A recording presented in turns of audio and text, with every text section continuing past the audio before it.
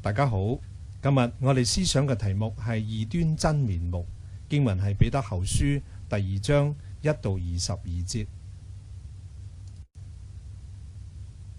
弟兄姊妹，屬神嘅群體，無論係舊約時代，抑或係新約時代，一樣要面對異端嘅侵擾。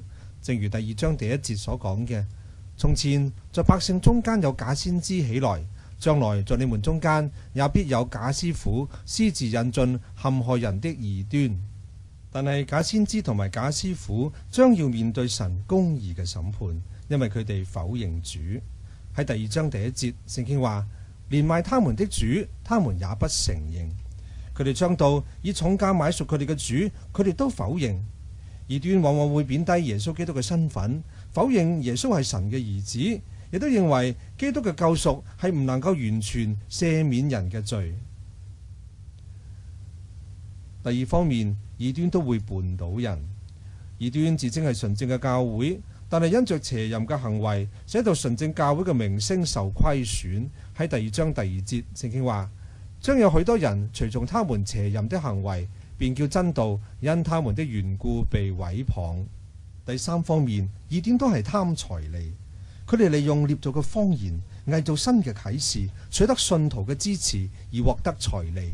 喺第2章第3節，聖經話，他們因有貪心，要用捏造的言語在你們身上取利，他們的刑罰自古以來並不遲疑，他們的滅亡也必速速來到。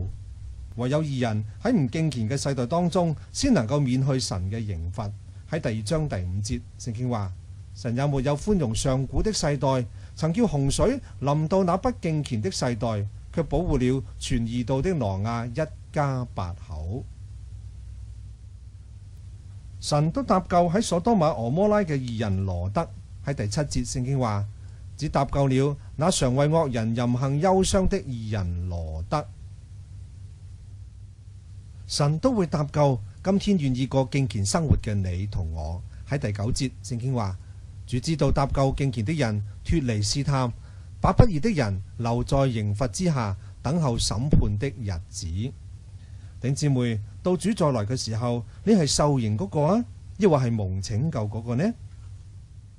最後，彼得指出異端5個嘅特色，讓我哋以知識別。第一方面，異端係狂傲嘅。相反，一個真嘅傳道者應該係敬畏神。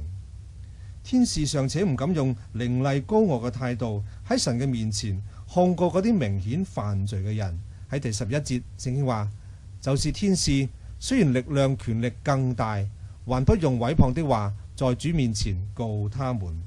但係呢啲嘅異端竟然以高傲並且以神無所不知嘅態度去指責一啲自己都唔了解嘅人事物，實在係囂張跋扈。喺第10節，聖經話，那些隨肉身縱污穢的情慾輕慢主治的人更是如此，他們膽大任性，毀謗在尊位的也不知懼怕。第二方面，異端係會捕獵信徒，相反，一個真嘅傳道者應該保護信徒。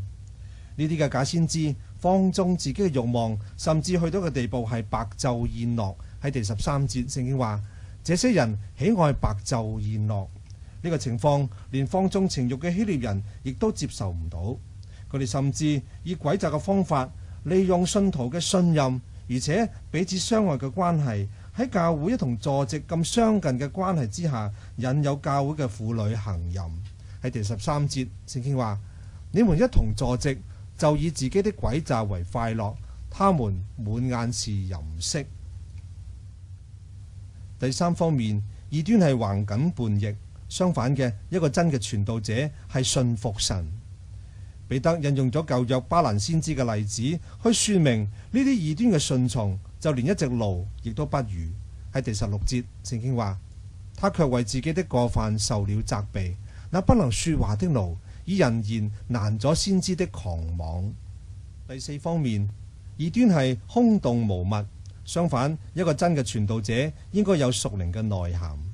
呢啲嘅異端表面上言之有物，亦都誇大擁有神特殊嘅啟示，但係事實上只係無水嘅井，全無屬靈內涵可言。喺第17節，聖經話，這些人是無水的井，是狂風吹逼的霧氣，有墨黑的幽暗為他們存留。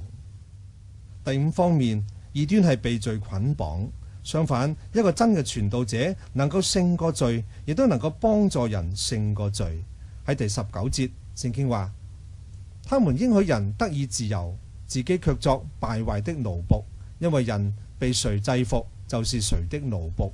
喺22節，聖經話：俗語說得真不錯，狗所吐的，他轉過來又吃；豬洗淨了，又回到泥裏去滾。這話在他們身上正合適。弟兄姊妹，今日我哋需要慎思明辨，要好好嘅追求真理同埋神學。異端往往會動輒引用聖經，但係斷章取義、曲解經文，甚至篡改聖經譯本，自圓其說。弟兄姊妹，你懂得指出佢哋嘅錯謬嗎？